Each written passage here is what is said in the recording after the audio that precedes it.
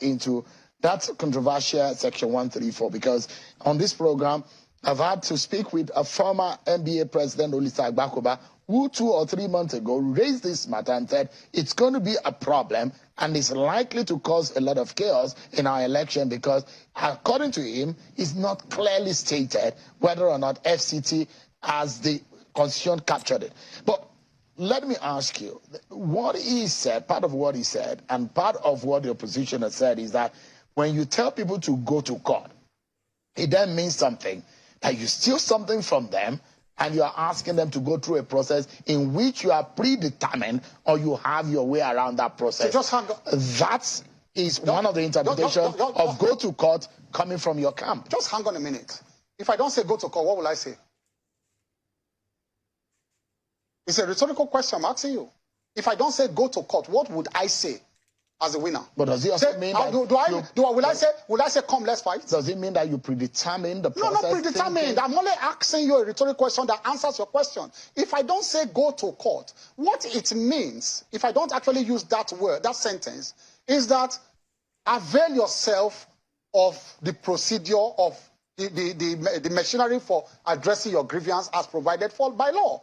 That is what it means. I'm only saying it in specific terms, go to court. If I don't say go to court, the next thing I will say is that, come, let's fight. So why are they using such phrases or such sentences in a derogatory manner? It is what is provided for by law. And people have actually retrieved their mandates by going to court. It is only when it does not favor you. And that is what the Labour Party is doing. And that is why I had to petition them to the DSS. There's a build-up to something that they are doing. There's a build-up.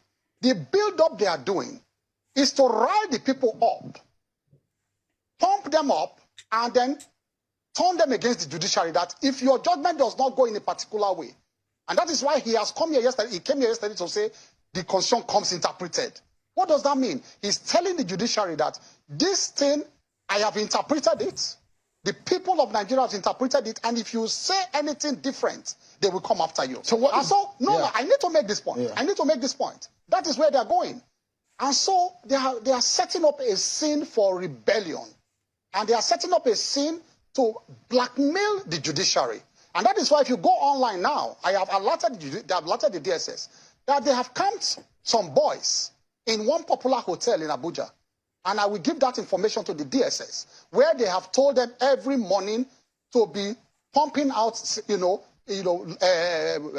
online messages to rile up the citizens, cause fear, and all of that. And so what they want to do is to say once the judiciary now goes another way, then the judiciary must have sold out. So and that's why they are threatening the judges. They have gone up to that point. I want to make this point. Nigerians must know that the Labour Party online touts now are threatening judges, threatening their families, exposing them. Go online and see what is happening. And so there is a situation where they want to create fear in this country. They try, you know that during the elections, they tried to threaten people to support them. They failed. During the announcement, they tried to threaten INEC. So everything about them is threats. To threaten INEC to support them, they failed. Now they want to move to the judiciary. It is enough is enough.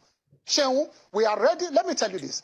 People who voted, the majority are that, who voted for Asiwaju and the APC, they are the silent majority now. And so if they think they want to push this country towards NSAS, where it was citizens, NSAS was a situation where citizens were dissatisfied with a policy of government, an institution of government called NSAS. That was totally different. But they think they can rile up and citizens towards a situation of SARS again, but NSAS. But this time they should realize that this is not activities, it's pure politics. And if you want to do that now, it will not be citizens against government, it will be citizens, voters against voters. People who voted for the ruling party. You imagine that the mandate of your candidate and for your party, is it popular? So I will ask you this question, a rhetoric question again. No, I'm not supposed to answer questions. I'm supposed to be asking. No, it's a rhetoric question that I'll use to answer you.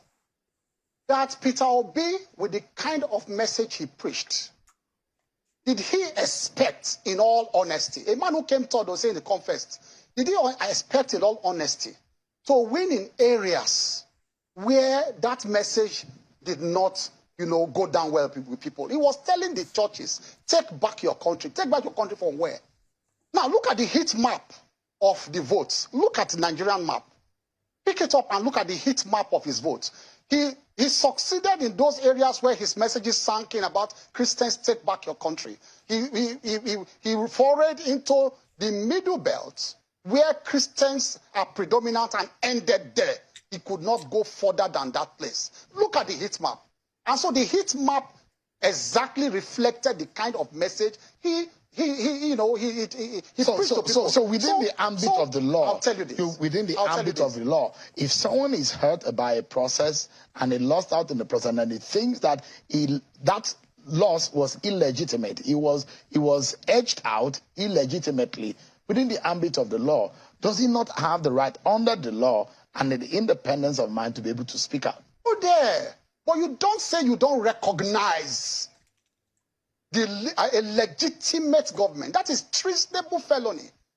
What Peter Obi and Datti Ahmed are doing is treasonable felony, and we must draw the line for them now. That is your interpretation. No, it is not. It is because it is the courts to when you don't recognize a legitimate government that has gone through the process and it is legitimate, and you say you don't recognize it, you want to live your own life, it is treason. And let me tell you this. That's how you interpret it until the courts now say... What Peter Obi... that is when they will defend themselves now. But you must be charged first. Do you understand me? You will be charged for that. That's what I'm telling them to do. I'm not interpreting. They will charge them for that. Charge them and go and defend yourself. Why you are calling on people to protest? That's the remit of the states to do, though. Yes, that's what I'm saying. That's why I've submitted myself to process. Have I not? Did I come here to say I will go and arrest them fiscally? I'm a senior lawyer. I've instituted the process. I have started the process. And you see, what they are doing, let me tell you, they are living in a bubble of their own. Peter Obi, Datti, and his supporters, I'm saying this on air, they are living in their own bubble. They are not hearing the other voices of Nigerians who are saying, we hate your bigotry.